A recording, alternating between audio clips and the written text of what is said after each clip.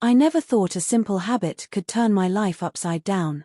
Honestly, it started as something trivial, almost laughable. A tube of lipstick sitting on my desk, borrowed by a friend one afternoon, and I thought, why not try it? It wasn't like anyone else would notice, right? I mean, I'm just a regular guy, working a 9-to-5 job, blending in, doing what everyone expects. But the moment I swiped that soft, rosy color across my lips, I felt something shift. It wasn't vanity. It was a thrill, a little spark of authenticity I didn't know I was starving for. At first, I hid it. I washed it off before anyone saw me. But it became a secret obsession, something I did in the quiet of my apartment late at night. The thing is, the more I wore it, the more I realized it wasn't just lipstick. It was me. I had always tried to fit into a mold that didn't suit me. Growing up, my parents had these very rigid ideas of what boys should be, and I obeyed. I played sports I didn't care for, laughed at jokes I didn't understand, and buried parts of myself that didn't conform. That little lipstick tube became a rebellion, but also a revelation. I can't even explain the fear I felt the first time I went to the mirror and looked at myself with it on. I barely recognized the reflection staring back. My eyes seemed wider, my features softer, my expression somehow more honest. There was a trembling thrill in acknowledging that reflection, like meeting a version of me I'd spent decades hiding. And that fear, that delicious terror, became addictive. I wanted more. I started experimenting with subtle shades, practicing at night when no one could see. My apartment became a sanctuary of transformation. I'll admit, it was lonely. I felt disconnected from my friends, my co-workers, even my family. I kept laughing along, saying the right things, never letting anyone see the truth.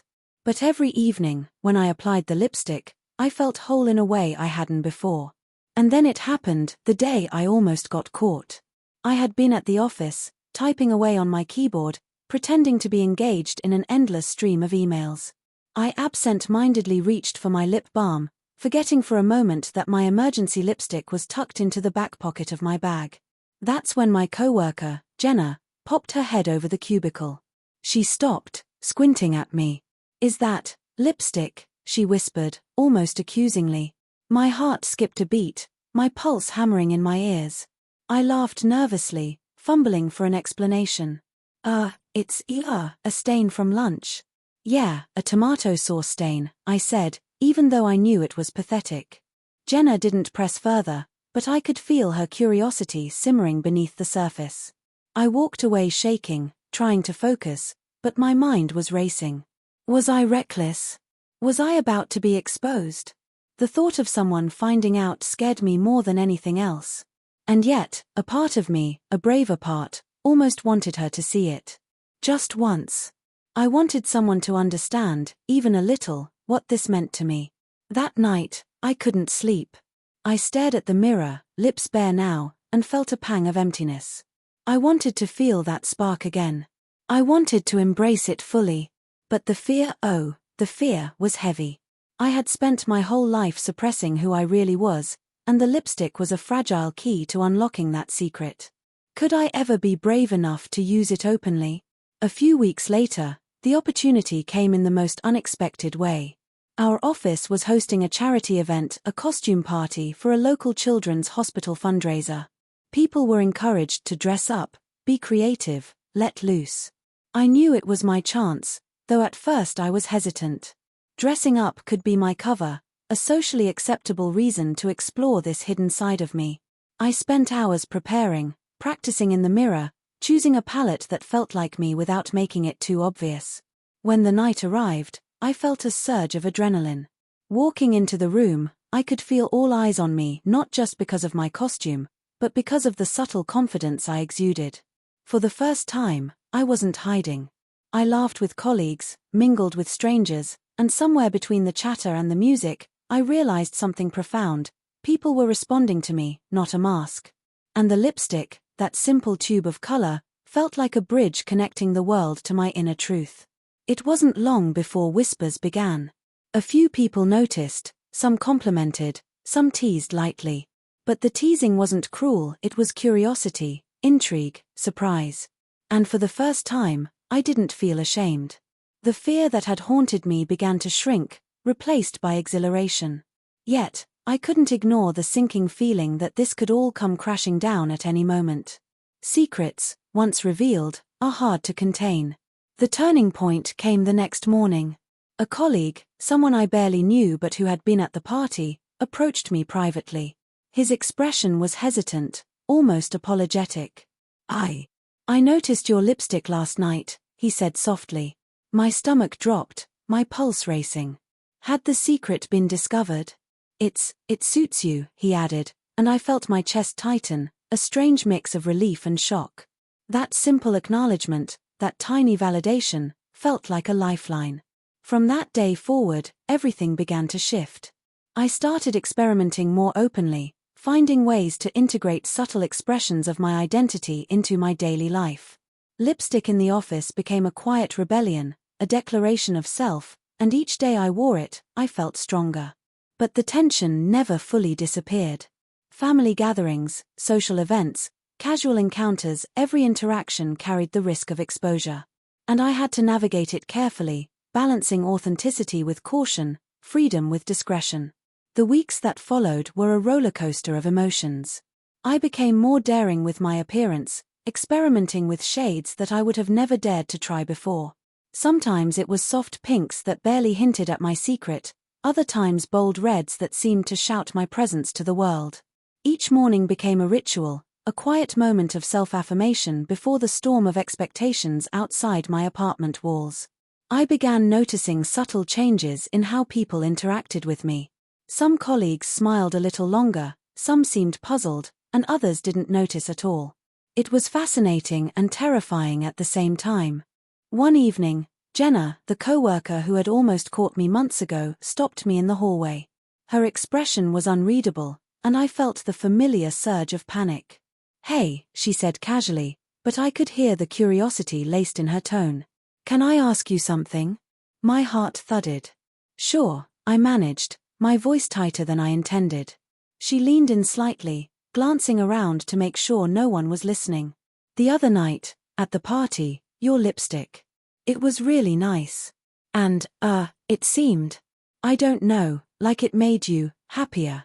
Her words hit me like a lightning bolt. She wasn't accusing me. She wasn't judging me.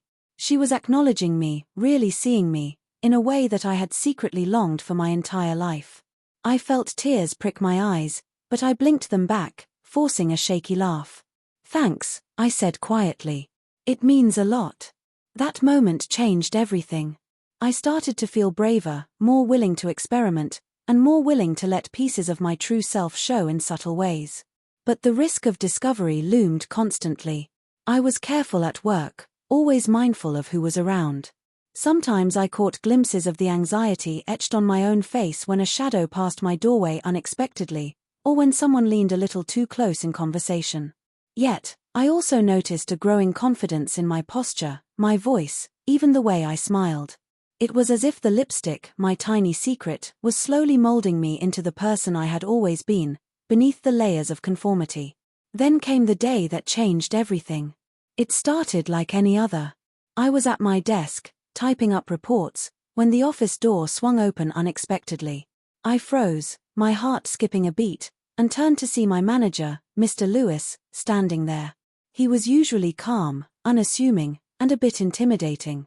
But today, there was a strange softness in his expression. "Can I talk to you for a moment?" he asked. My mind raced. Was this about the project deadline, or had my secret somehow been revealed? I followed him into his office, trying to appear composed, though my hands trembled slightly. He closed the door behind me and leaned against the desk. "I noticed something unusual the other night," he began, choosing his words carefully. My stomach dropped. Unusual?" I echoed, trying to sound casual. "Yes," he said. "At the charity event. I saw you, and I wanted to say something. It's not about the work, or the office. It's personal." I swallowed hard, my throat dry. "Okay," I said cautiously. He looked at me for a long moment, as if deciding how much to reveal. "I just want you to know. I respect you. Whatever makes you happy, whatever makes you feel like yourself. I hope you don't hide it out of fear." I blinked, stunned. The words were simple, but they carried a weight I hadn't anticipated. I wanted to speak, to pour out all the emotions I'd been bottling up for months, but no sound came. Instead, I nodded, my heart pounding with a strange mix of relief, gratitude, and disbelief. That evening, for the first time, I felt a glimmer of hope that maybe, just maybe, I could be myself without the crushing weight of secrecy. But hope, as I quickly learned, can be fragile. A few days later, I got a message from a friend, someone I hadn't spoken to in months. "Hey, just curious," it read, "have you been experimenting with lipstick?" My hands shook as I read it, the familiar fear clawing at me. How had they found out? Was this the beginning of exposure, of ridicule, of the end of everything I had carefully built? I stared at the screen, frozen, feeling the walls close in around me. Instead of panicking, I took a deep breath. Something inside me had shifted. This wasn't just a secret anymore, it was a part of me. A fundamental piece of who I was. And maybe, just maybe, it was time to stop hiding. I typed back slowly, carefully, "Yes. I have. It's something that makes me feel like myself." The response came almost immediately, "Wow, okay. I didn't expect that. But honestly, I think it's brave. I respect that." That exchange, short and simple, felt monumental. It was proof that acceptance was possible, even in the most unlikely of circumstances. It wasn't universal acceptance, there were still moments of fear, moments of doubt, but it was a start. And that start fueled me. I began to integrate little touches of my identity into daily life. Not flamboyant, not dramatic, just small, quiet affirmations. A subtle shade of lip color at work. A delicate choice of scarf or accessory that expressed a side of me I had always suppressed. But life has a way of testing courage when you least expect it. One evening, while preparing for a casual dinner with friends, I realized I had misplaced my favorite lipstick, the one I felt most connected to. Panic surged through me. I rifled through drawers, bags, the living room, searching desperately. And then I found it, in the pocket of my coat, folded and forgotten from weeks ago. Relief flooded me, but as I held it, I realized something deeper. That lipstick wasn't just makeup. It was courage. It was identity. Losing it, even temporarily, had been terrifying. But finding it reminded me that my true self was never really lost, even in moments of fear. The following weeks felt like walking a tightrope. Every glance, every conversation carried the weight of potential discovery, yet each moment of self-expression brought exhilaration I couldn't ignore. I found myself more aware of how I presented myself, not to impress anyone, but to honor the version of me I had kept hidden for so long. My confidence grew, but so did the tension.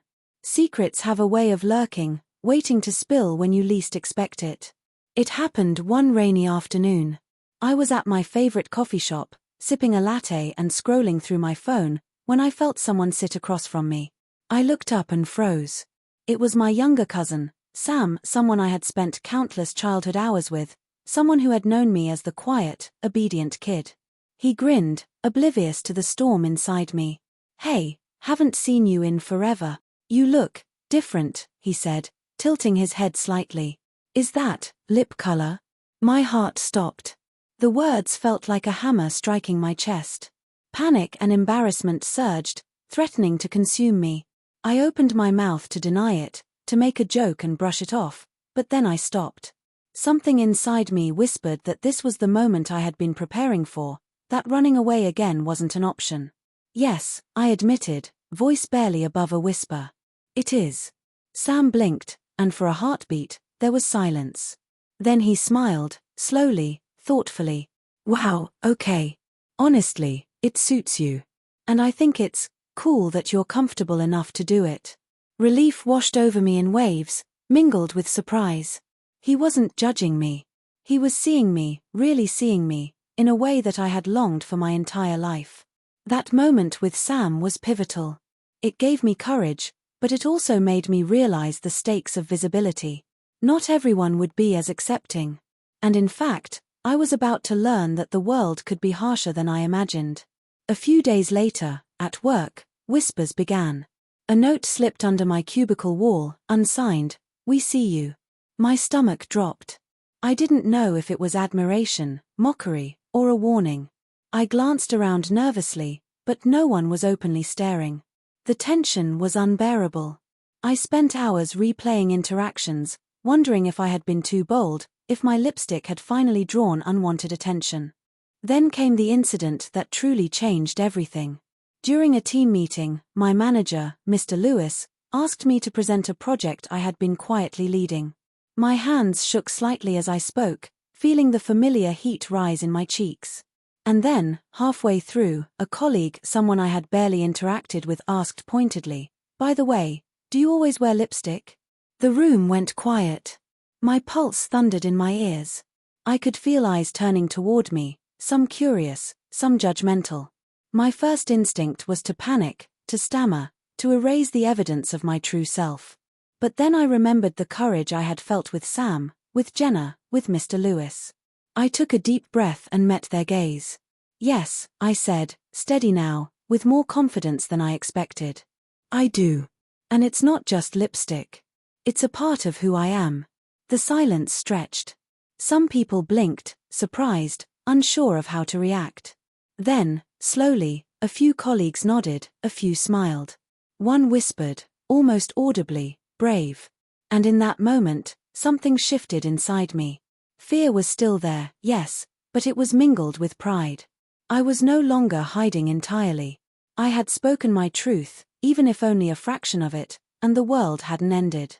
But life rarely offers smooth journeys. That evening, I returned home to a note slipped under my apartment door, "You're being watched." My hands shook as I read it. Fear clawed at me, icy and relentless. Was someone trying to intimidate me? Had my private life somehow become public knowledge in a dangerous way? I locked the door, double-checked the windows, and sat on the floor with my favorite lipstick in my hands, feeling more vulnerable than ever. Yet even in that fear, I felt a strange determination. I couldn't go back to hiding. The turning point came unexpectedly. My mother, whom I had always feared disappointing, asked to visit. My heart raced. I could hide some things, but she had a way of seeing straight through me. She arrived, carrying the familiar scent of jasmine and linen, smiling warmly. We sat, drank tea, and talked about trivial things, laughter echoing lightly between us. And then she paused, studying me closely. "You look different," she said softly. "There's something about you." My pulse thundered. Could I really reveal myself to her? Could I trust her with the truth I had hidden for so long? I nodded slightly, my voice trembling. "Mom, I've been experimenting with lipstick, with expressing myself." She blinked, then smiled gently. "I had a feeling," she said quietly. "I've always wondered if you were hiding parts of yourself. I don't fully understand, but I want you to know. I love you." That hasn't changed. Tears welled up, unbidden. After years of secrecy, of fear, of internal struggle, I felt seen, accepted, loved. And yet, I knew the journey wasn't over. Acceptance in one sphere didn't erase the challenges in others. There would still be judgment, whispers, moments of doubt. But I felt a newfound strength, an awareness that I could face the world as myself, piece by piece. The weeks that followed were transformative. Friends, family, and colleagues began noticing subtle changes, my confidence, my posture, my ease in expressing myself. Some people were curious, some supportive, and a few remained skeptical. I learned to navigate each interaction carefully, to measure vulnerability with courage, and to embrace the power of authenticity. And through it all, the lipstick remained a symbol not of vanity, not of defiance, but of identity. Every swipe, every color, every choice reflected a deeper truth about me, that I deserved to be seen, to be heard, and to live openly, even if only in small ways at first. The secret had become a bridge, connecting the person I had been hiding with the life I was finally ready to live. After the moment with my mother, I felt a sense of cautious optimism. It was like stepping onto a cliff's edge, terrifying, but thrilling, because I finally felt the wind of authenticity beneath my wings. I began testing boundaries in small ways, daring to express more of myself in public, in social circles, at work. The lipstick, my silent emblem of identity, became more than a habit. It was a declaration, a quiet rebellion, a celebration of the person I had kept hidden for so long. One Saturday, our local community center held a charity fair. I decided to attend, fully embracing a shade of deep plum I had been hesitant to try. The walk there felt surreal.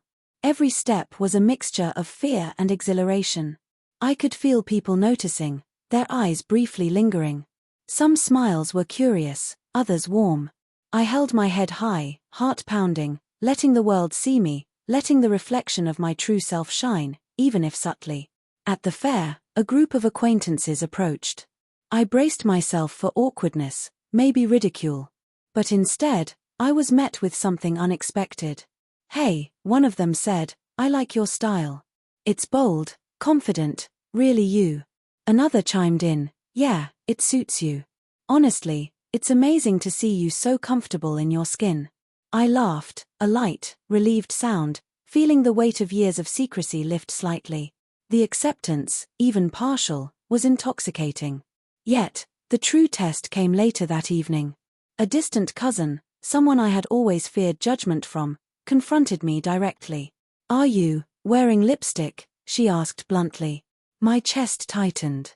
I remembered every prior moment of fear, every glance of curiosity, every whisper of judgment. But now, armed with the courage of months of self-discovery, I met her gaze. "Yes," I said calmly. "I am. And it's part of who I am." Her expression softened slowly, almost imperceptibly. "I didn't expect that," she admitted. "But you seem happy. I think that matters more than anything." Relief, disbelief, and joy collided within me.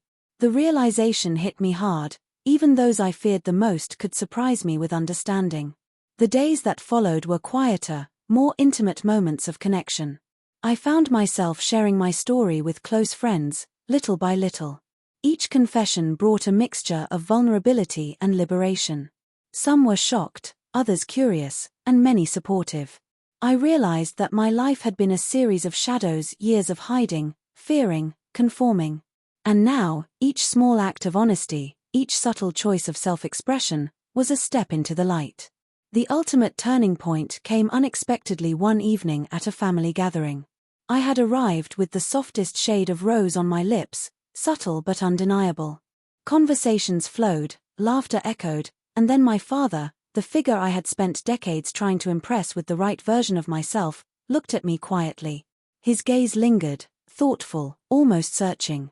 My stomach twisted with anxiety. Had I gone too far? "Son," he began, his voice unsteady, betraying emotion I rarely saw, "I notice you're different lately. More yourself, I think. And I want you to know. I'm proud of you. Always have been, even if I didn't know how to say it." Time seemed to stop. My hands trembled slightly, tears threatening to spill. In that moment, I realized something profound. The fear, the secrecy, the isolation, all of it had been a barrier between me and the life I was meant to live. And now, finally, a bridge had formed, connecting who I was with those I loved. That night, alone in my apartment, I sat before the mirror. My lipstick reflected softly in the lamplight, a vibrant testament to courage, identity, and authenticity. I thought about the months of struggle, the nights of fear, the moments of exhilaration, and the people who had seen me, supported me, and challenged me to embrace myself fully. I smiled, a quiet, genuine smile that felt unburdened for the first time in my life. It wasn't perfect. There would still be moments of doubt, whispers, and misunderstandings.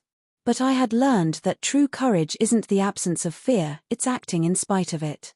And the lipstick, that simple tube of color, had been the key. It had taught me about identity, acceptance, and the quiet power of authenticity. Weeks turned into months, and gradually, my secret became a story shared rather than hidden.